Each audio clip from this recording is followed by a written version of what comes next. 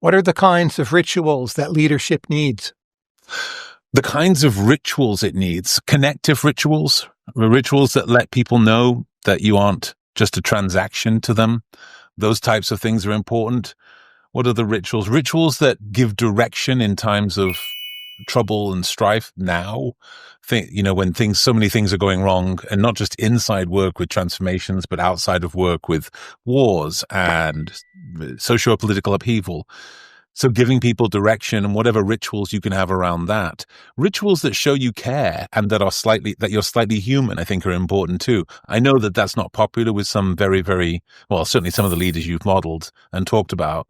They weren't interested in being seen as human, but as a 6'9" person of some size, I can tell you it's actually quite useful for people to know you're not just a frightening monster all the time.